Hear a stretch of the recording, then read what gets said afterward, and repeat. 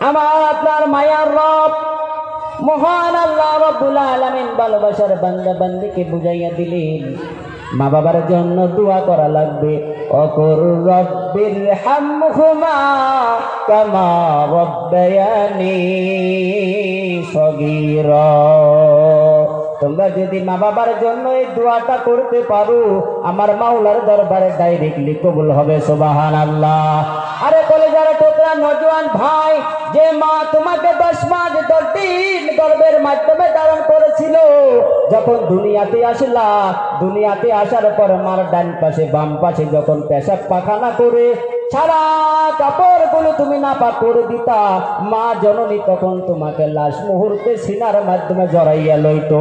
যখন মাধ্যমে জড়াইয়া লইয়া কখনো এই গালে কখনো সেই গালে চুমু খাইতো। সেই মা বাবাকে তুমি, সেই মা বাবার জন্য যদি তুমি দোয়া না করতে পারো, আমি যদি দোয়া না করতে পারি, আমার মতো তোমার কত কপাল পুরা মুসলমান জগতে আরো কেউ থাকতে পারে? বাবারা জোরে বলেন, বাবা থাকতে পারে? থাকতে পারে না। যে মা বাবা আমাদেরকে নিজে না খাইয়া আমাদেরকে ভালো ভালো কাপড় দিলেন, জামা দিলেন, ভালোভাবে লেখাপড়া করাইলেন, আজকে 70-75 বছর হইয়া গেল, হওয়ার পর মা বাবার কোনো শক্তি নাই।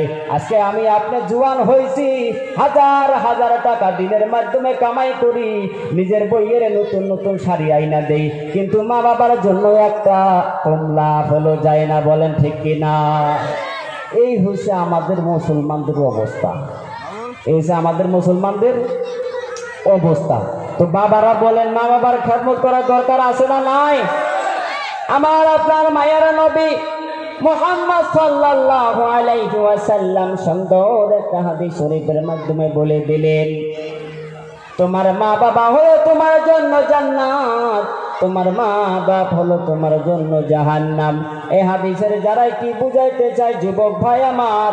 এই হাদিসের দ্বারা এই কথাটা বুঝাইতে চাই কলেজার টুকরা নওজোয়ান ভাই আমার, তুমি যদি মা বাবার খেদমত করতে পারো, মা বাবা হবে তোমার জন্য জান্নাত। আর তুমি যদি মা বাবার জন্য খেদমত না করতে পারো, মা বাপ হবে তোমার জন্য জাহান্নাম। বলেন ঠিক কিনা? এখন বলেন কলেজার টুকরা নওজোয়ান ভাই আমার, মা বাবার খেদমত করার দরকার আছে না নাই? চিল্লাইয়া বলেন আছে না নাই? লিল্লাহি তাকবীর।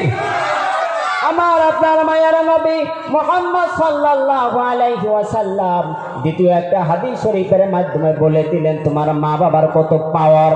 আমার আপনার মায়ের নবী বলেন, ও আমার ভালোবাসার উম্মতের দল রে, তোমার মা বাবার চেহারার দিকে যদি তুমি একবার মহব্বতের নজরে তাকাও, একবার মহব্বতের নজরে তাকানোর বদলে আমার আল্লাহ রাব্বুল আলামিন একটা মকবুল হজরে সওয়াব দান করেন। সুবহানাল্লাহ।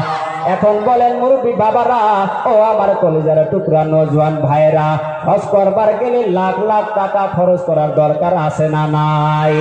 লাখ লাখ টাকা খরচ করার পরে এত কষ্ট করে আপনি হজ করলেন, কবুল হয়েছে নাকি কোনো গ্যারান্টি নাই। কিন্তু আমার আপনার মায়ের নবী মুহাম্মদ সাল্লাল্লাহু আলাইহি ওয়াসাল্লাম বলেন, যার মা বাবা জীবিত আছে, মা বাবার চেহারা যদি একটু মহব্বতের নজরে তাকাইতে পারে, একবার মহব্বতের নজরে তাকানোর বিনিময় আমার মাওলা তার উপরে রাজি ও খুশি হইয়া একটা মকবুল হজের সওয়াব দান করেন। সুবহানাল্লাহ। লিল্লাহি তাকবীর। এখন বলেন নওজোয়ান ভাই আমার, মা বাবার খেদমত করার দরকার আছে না নাই? এরকম কোন কোন বান্দা আছে, কি কি আল্লাহর ভালোবাসার এরকম বান্দা আছেন যে হুজুর এর পরেও মা বাবার খেদমত করবো না? একটু হাত উড়ান তো। কে কে এরকম আছেন যে এর পরেও মা বাবার খেদমত করতেন না? হাত উড়ান তো। সবে খেদমত করবেন তো ইনশাআল্লাহ? আল্লাহ তাআলা সবাইকে বেশি বেশি মা বাবার খেদমত করার তৌফিক দান করেন। বলেন আমিন। আজকে